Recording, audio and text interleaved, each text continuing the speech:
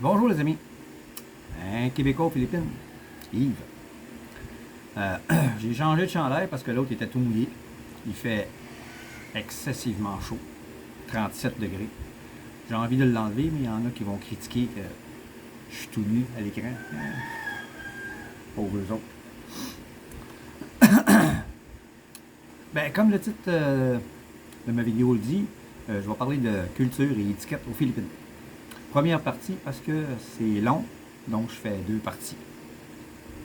La première partie va être sur l'étiquette de base.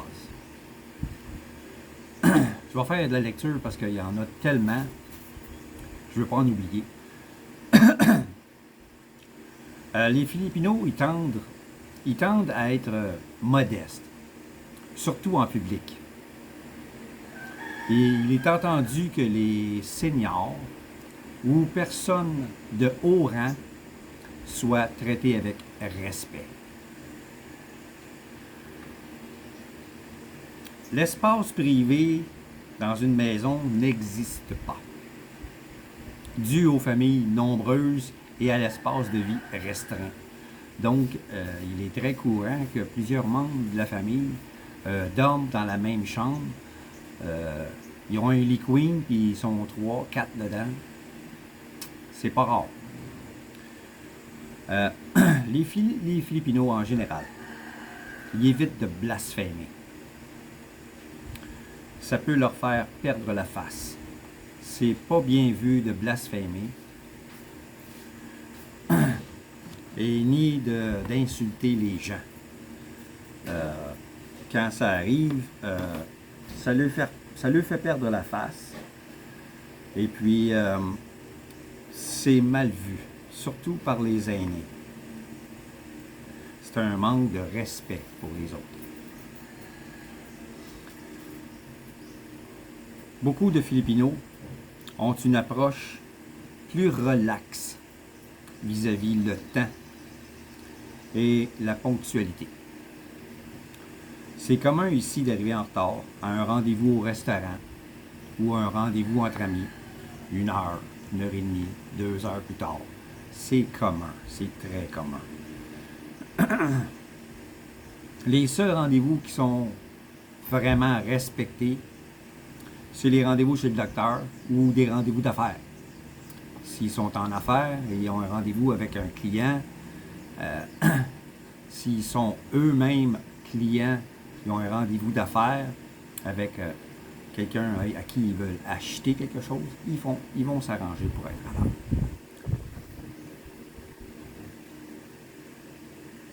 Mais pour ce qui est du reste, le mot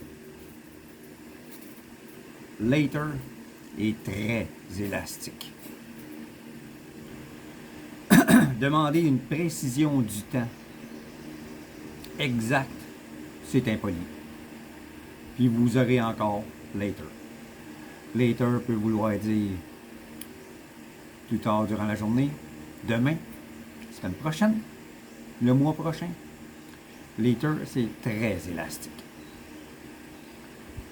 Quand vous posez une question, quand est-ce qu'on va faire telle chose ou quand est-ce qu'on va recevoir quelque chose ou peu importe, quand on parle du temps, vous allez souvent avoir later. Donc, c'est pas précis, mais ça sera pas plus précis. Ils ne savent pas eux autres mêmes.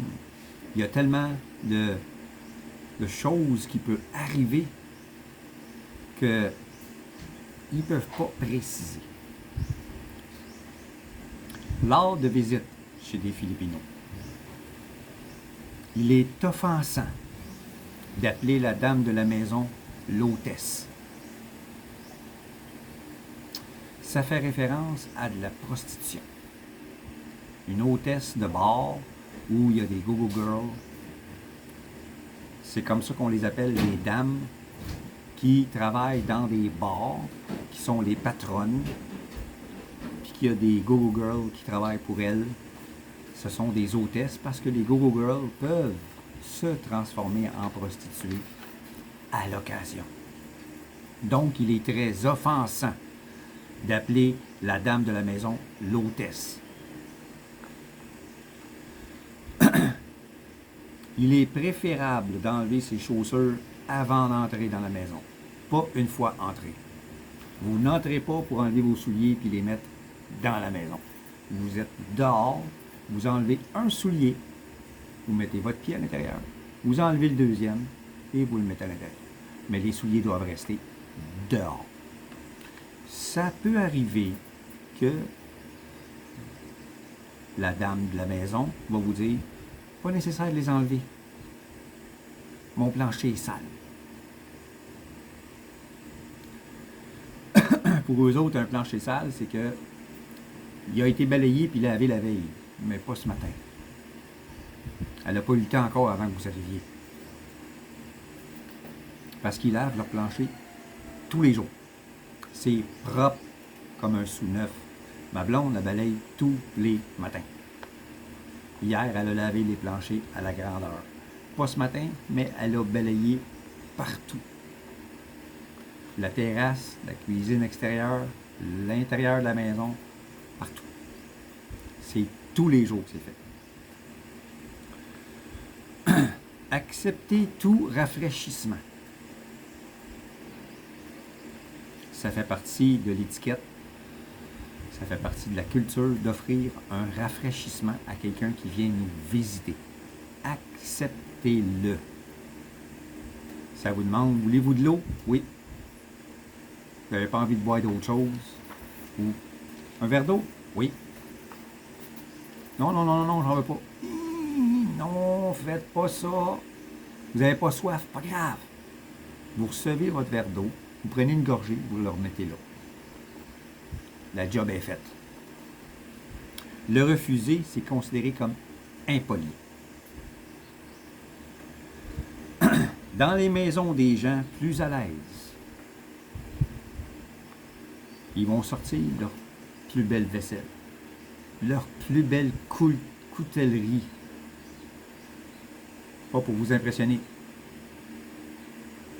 C'est parce qu'ils vous considèrent.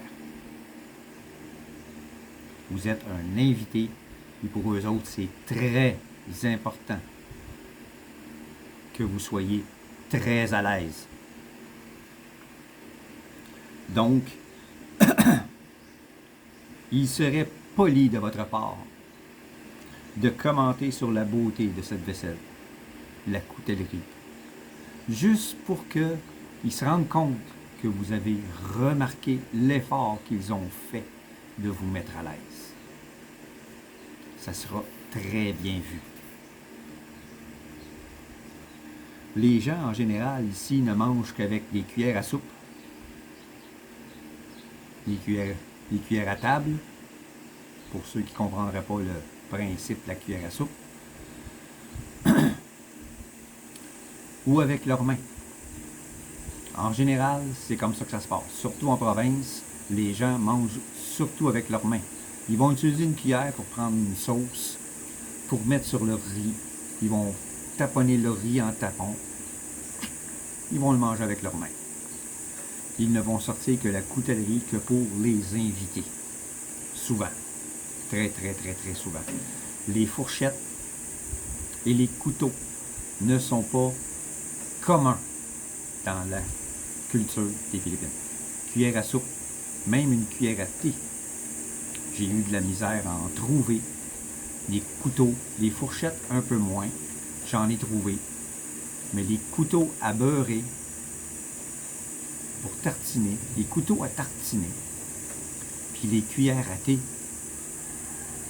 j'ai eu beaucoup, beaucoup de difficultés à en trouver. Beaucoup. J'ai dû même, je crois que j'ai commandé en ligne pour les cuillères à thé. Les couteaux, j'ai finalement réussi à en trouver dans un magasin. Seulement, il y en avait seulement 2 en stock. C'est juste pour vous dire que c'est pas vraiment utilisé ici. Les cuillères à soupe, il y en avait un étalage large comme ça. Les cuillères à soupe, là, de toutes les grosseurs, puis un petit étalage à peu près large comme ça de fourchettes, puis une petite ligne de couteaux. Il y en avait 2 dedans. That's it.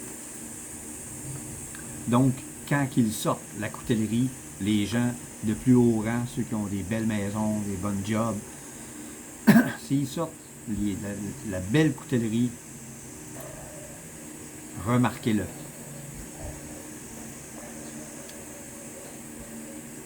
Les Filipinos sont réticents à prendre les derniers morceaux qui restent dans le plat de service. La plupart du temps, c'est réservé à l'invité. Vous pouvez le refuser, parce que vous allez manger, vous êtes en train de manger. Eux autres aussi, ils vont voir qu'il reste un dernier morceau, ils vont vous l'offrir. Ils vont vous l'offrir. Non, merci, je suis plein. Je vais finir ça, là, mais après, là, je vais vomir. J'ai trop mangé. Beaucoup trop mangé. Je suis désolé, je ne peux pas le prendre. Il faut trouver une excuse valable pour refuser le dernier morceau qui reste.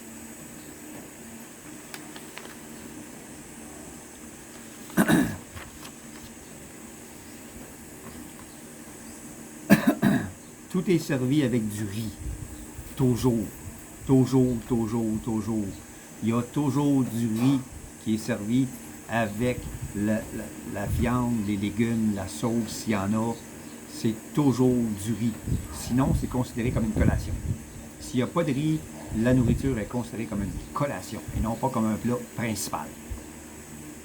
Donc, attendez-vous à toujours avoir du riz. Vous allez aller au restaurant, c'est la même chose dans les McDonald's qu'il y a ici. Vous allez acheter un hamburger, il va être servi avec du riz. Il faut demander à changer le riz pour des frites. Vous allez voir sur le menu, vous allez voir un hamburger, puis il y a toujours un petit cop de riz qui est servi avec tout le temps, tout le temps, tout le temps, tout le temps, tout le temps. Dans les autres restaurants, c'est la même chose. Vous allez aller chez Jollibee, qui est comme l'équivalent du poulet frit Kentucky. C'est du poulet frit, meilleur que Kentucky d'ailleurs. Toujours servi avec du riz. Vous allez voir sur le menu qu'il y a des morceaux individuels qui sont vendus un par un. Si vous prenez une assiette complète, il va toujours avoir du riz dedans.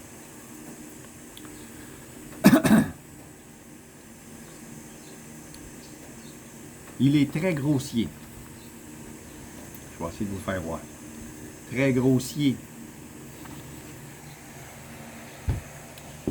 De mettre un bras sur la table comme ça. Ou comme ça. Un seul bras. Appuyez un bras sur la table. Comme ça. C'est très grossier. Quand vous mangez, bien sûr, vous avez les deux bras à côté, ici, sur le bord de la table. Mais le bras au complet, un seul bras au complet, c'est très, très, très grossier. Aïe, aïe. À ne pas faire. Il est commun à la fin d'un repas.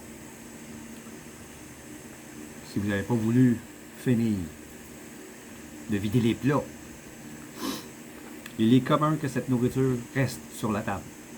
Au cas où quelqu'un d'autre arriverait et serait affamé, on lui donnera.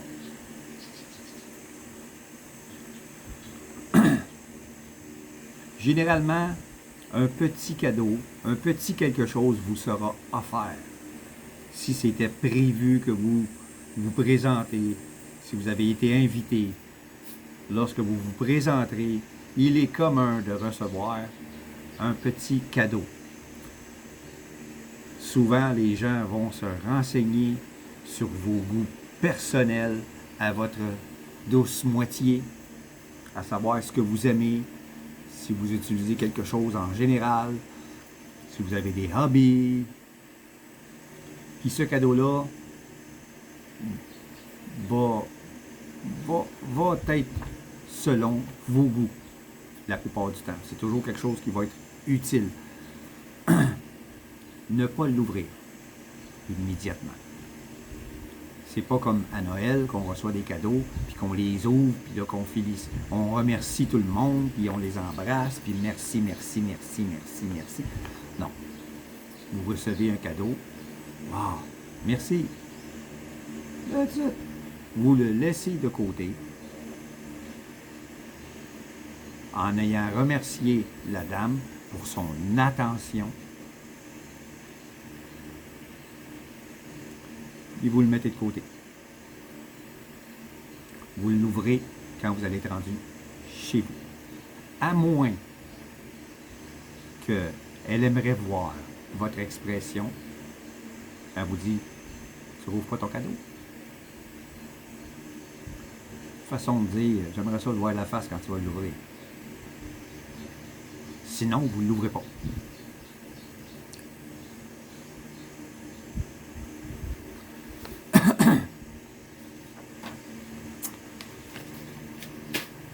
Les Filipinos sont des gens chaleureux, accueillants, très amicaux.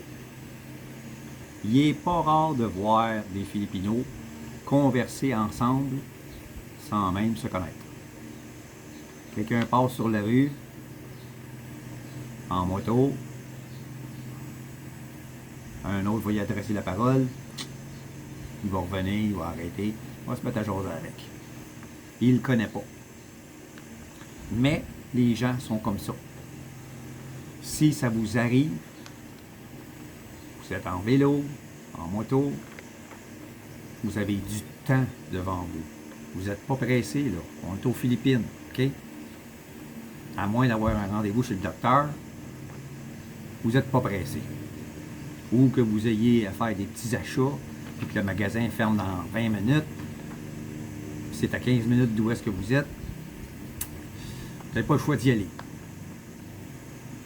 Mais si vous avez le temps, si vous n'êtes pas pressé, arrêtez-vous, jasez avec les gens. C'est comme ça que ça se fait ici. C'est comme ça qu'on se fait des amis ici.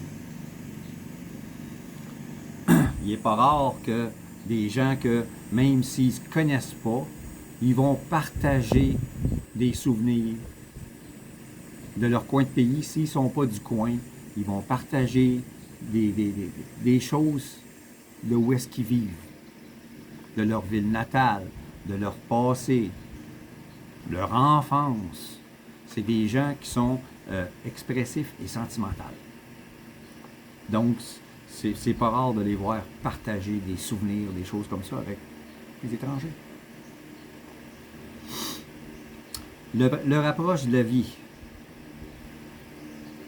pourrait se traduire par « que sera, sera ». Il arrivera ce qui arrivera. Et aussi, très souvent, très souvent, quoi qu'il arrive, ça veut à peu près dire la même chose. Mais c'est plus cette expression-là qu'on entend. On l'entend souvent. Ceci démontre très bien leur profonde croyance dans la volonté de Dieu. Ils sont très croyants aux Philippines. Cette attitude fataliste démontre l'acceptance de peu importe ce qui arrivera. Car c'est la volonté de Dieu. Que vous soyez croyant ou non, respectez-le. Sinon, vous allez être mis à l'écart. Vous allez être très mal vu. Moi, je suis non-croyant. Puis quand que j'entends à la volonté de Dieu, etc., je me tais, même si ça me fait chier.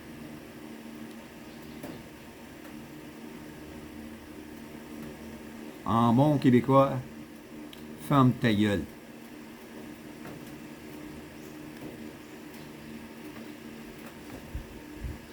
Ça te plaît pas, mais ça fait partie de la culture profonde, la croyance religieuse. Vous allez le voir partout, partout, partout, partout.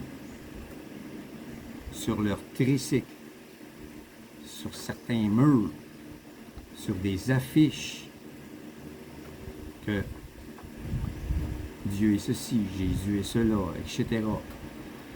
Dieu nous bénisse.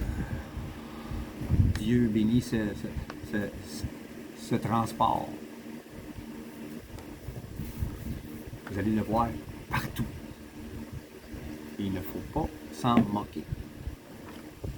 C'est comme ça, that's it. Moi, on m'a posé la question. J'ai dit que j'étais catholique. Es-tu pratiquant? Non. Je ne pratique pas. Pourquoi? Es-tu prêt à entendre ce que j'ai à dire? Là, il réfléchit. Des fois, il dit non. OK. On en parle plus. Il y en a qui disent oui. Alors, je parle. Un silence s'installe. Là, je dis, ben, je t'avais averti. Tu n'étais pas prêt à l'entendre. Désolé. Je suis comme ça. Toi, t'es comme t'es, je te respecte. C'est ton droit. Ah, là, le sourire revient. On n'en parle plus. Ça devient un sujet tabou.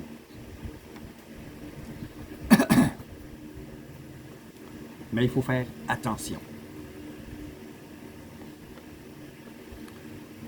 La famille est à la base de la culture aux Philippines. Ne parlez pas en mal d'un membre de la famille de votre blonde, votre amoureuse, votre femme. C'est très mal vu, même si cette personne est une merde finie.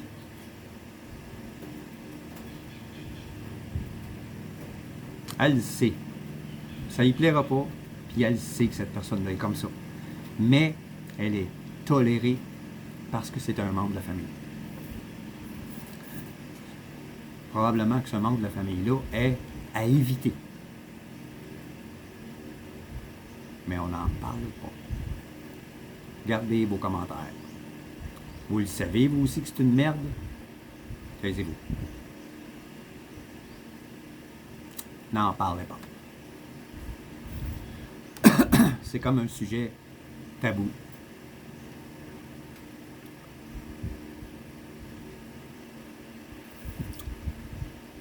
La population en 2020 était de 109 millions d'habitants aux Philippines. Pour vous donner un petit aperçu, c'est plus petit que la France. C'est 6 fois, les Philippines, c'est 6 fois plus petit que le Québec. La France est plus petite que le Québec. Au Québec, on est 9 millions. Au Canada, 40 millions. Le Canada, c'est le deuxième plus grand pays au monde. Il y a seulement 40 millions d'habitants. Tout le monde vit au sud, au Canada. Mais ici, il y a 109 millions d'habitants sur un pays 6 fois plus petit que le Québec.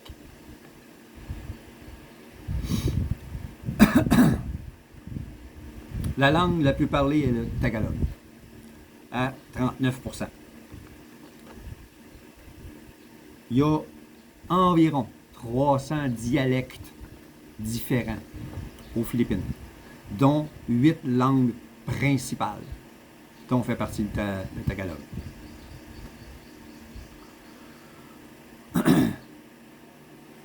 L'espagnol n'est plus parlé aux Philippines depuis longtemps. Alors, enlevez-vous de l'idée que vous allez dans un pays où on parle l'espagnol. Ce n'est pas l'Amérique du Sud. Ce n'est pas l'Espagne. C'est les Philippines. La langue parlée aux Philippines, c'est le tagalog. Et l'anglais. On parle plus anglais aux Philippines qu'au Québec. Sûrement plus qu'en France.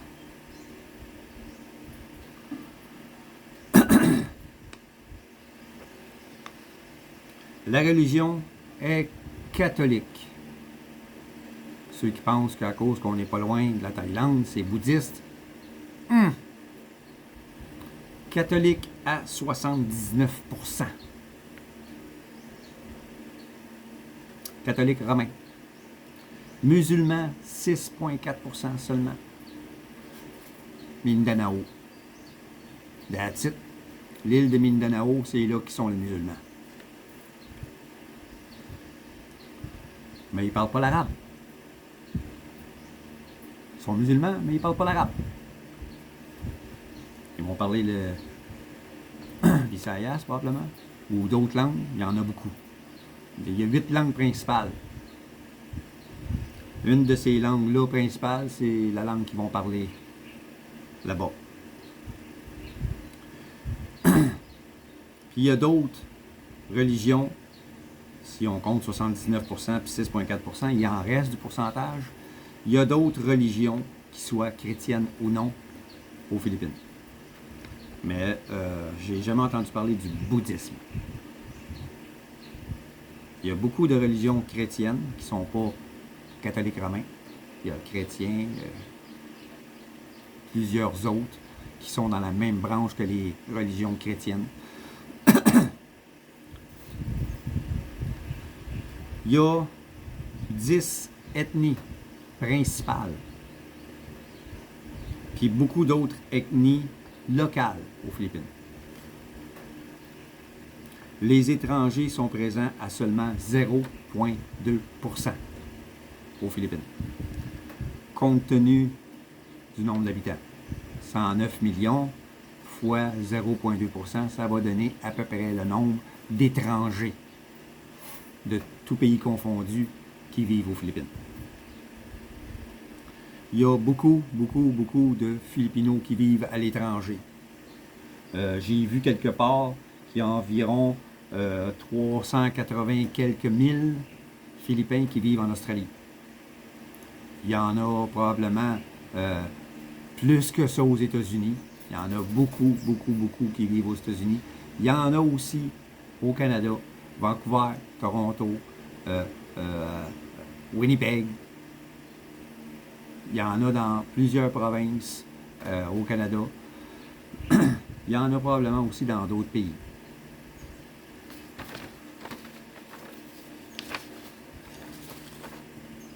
Ceci met fin à ma première partie. Je voulais pas faire une vidéo d'1 heure parce que j'en ai encore pas mal à parler. Le prochain vidéo va parler des affaires et ne pas faire aux Philippines. Très important. Il y a sûrement des choses que je vais oublier, omettre par mes connaissances. Je vais dire ce que moi j'ai vécu. C'est comme ce que j'ai vu ici. J'ai été curieux, puis j'ai été voir quelle partie de combien de pourcentage de la langue, ici et ça. J'étais curieux de le savoir.